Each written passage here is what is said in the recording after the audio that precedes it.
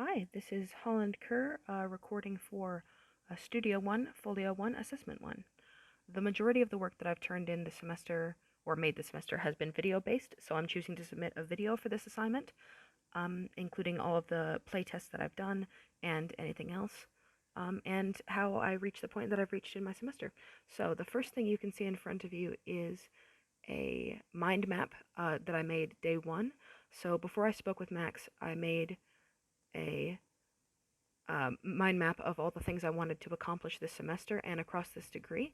And my objective, especially in this assignment, which is mostly about exploration, was to work in as many mediums as possible originally. So VR, AR, stop motion, 3D modeling, 3D animation, all of those things. Um, and I was originally thinking of doing a bouncing ball because it's an animation fundamental, and I felt like it would be a good place to start in terms of working across multiple mediums. But when I spoke to Max about it, we made the decision to move into surrounding a theme. So the theme I chose was flying, because partly because I believed researching multiple texts about flying would be broader and give me a more interesting sense of the emotive aspects of flying, and partly because it was just a less stale concept in total, and it's allows for creativity and a broader range of final works. So the first thing I worked in was Procreate, and I made a sketch of a little character flying. I based him on a Sufi dervish dancer and a jellyfish, and I liked the idea of a character moving in this way, so I moved him into animation in Adobe Animate CC, and I made a little loop of him jumping upwards and flying away, which I thought was quite fun. But 2D animation is a medium that I'm really used to working in. It's sort of my comfort space. So the second work I decided to make this semester was to move into 3D video game design in Unity, because if I'm looking to explore as many mediums as possible this semester, I need to accomplish the things that I'm the worst at the first, to give myself as much space as I can to explore them and get used to them. So the first thing I made was this little block game based on a Brackeys tutorial, a game that we ended up calling Hot Dog Food because it's not good. There's the coding for hot dog food. And then I made, for my second assignment, a flight simulator based on a YouTube video. So the YouTube video taught me how to code, mostly the camera, a lot of camera work and a lot of basic flying work. I implemented a skybox for the first time. I worked with terrain for the first time, and I built, at the time, the longest piece of code I had built. And yeah, I had a lot of fun with it. I was really overconfident when it came to 3D modeling and working in Unity at the time. So from there, I started looking at tutorials on building basic simulators and basic animation, and I started to get slightly overwhelmed because this involved both 3D modeling, texture modeling, 3D animation, and Unity work. So I looked into it and saw other people in my predicament who recommended that starting out in Unity, I should work in 2D instead. So I started working in 2D. So you can see in front a really basic tutorial, the first tutorial I did on building a tile map and a basic character, and then I started implementing basic sprite sheets, which I downloaded from the Unity store. I then used a pre-made code by a guy called Brackeys on YouTube. This isn't my code. Uh, and it was the character controller code that he made. And then he taught us how to use that alongside a code that we built ourselves called the player movement code. Um, and here you can see it in movement, moving around, just basic sprite sheet implementation, crouching, jumping, idle animation. My goal at this point shifted to putting my little animated jelly character in the 2D space because I figured it would work really comfortably in the 2D space.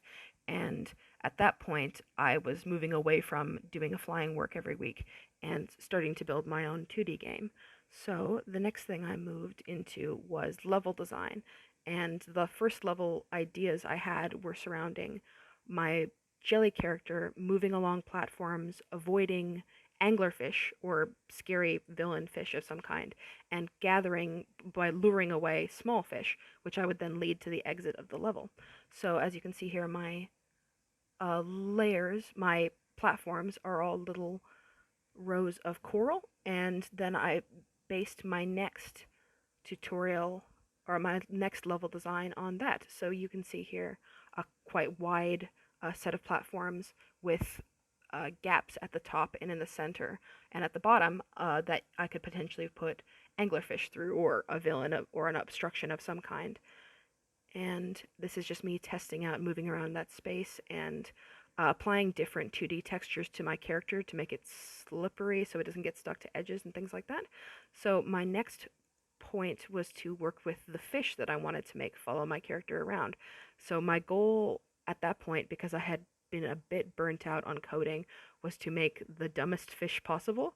So that week, the three uh, the three pages of fish you can see here are all fish designs based on the mood board, which is included there. And yeah, and that was my goal for that week. And then I moved on to building Pathfinders for the first time. So Pathfinders that would help my fish find me once I had lured them to me, to follow me around to the end of the level so I could successfully gather as many fish as possible.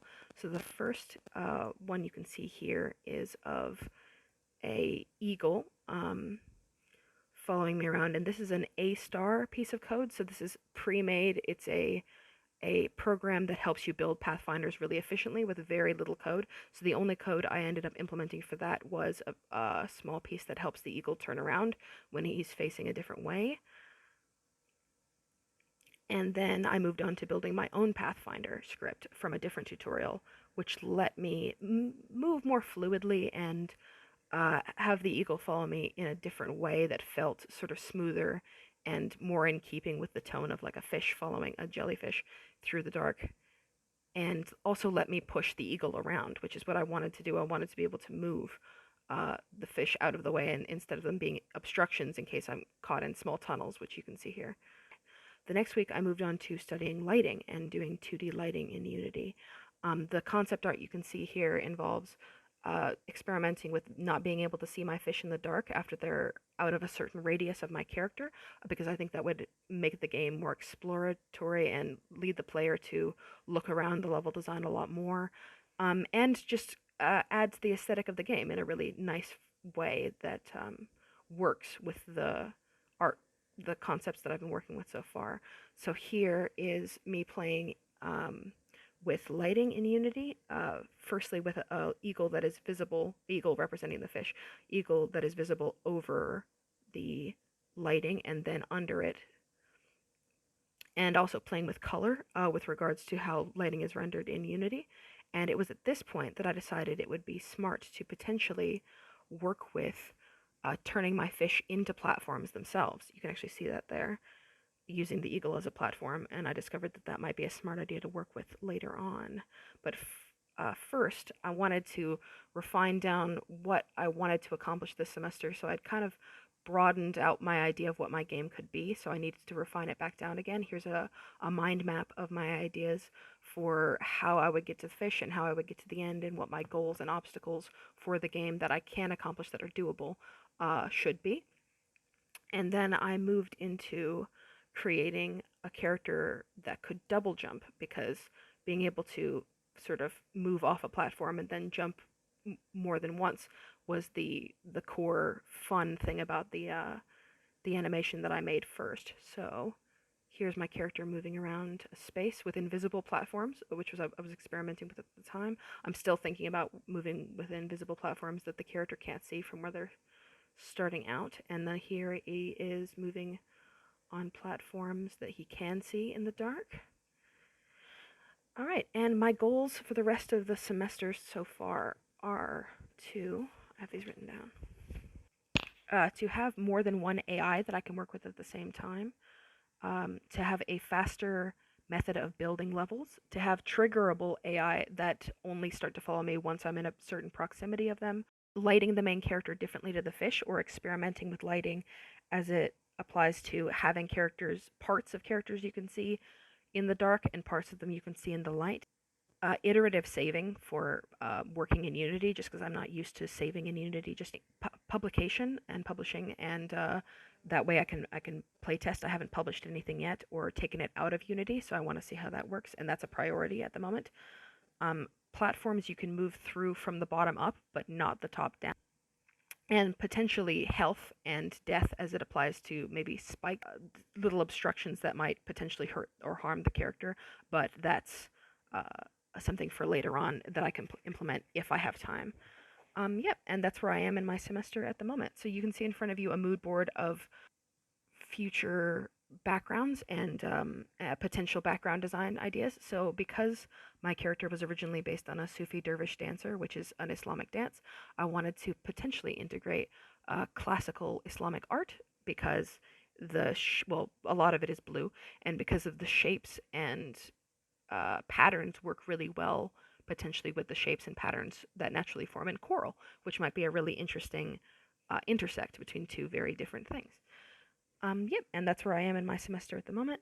I plan on submitting this video alongside a PDF of, oh, as I said, my researched texts and anything else that I choose to include, including or that I can find to include, including coding, so you can get a good look at the coding that I've made. I'll leave that in there and annotate that, as well as the mood boards that I've showed you in this presentation. All right, thank you so much.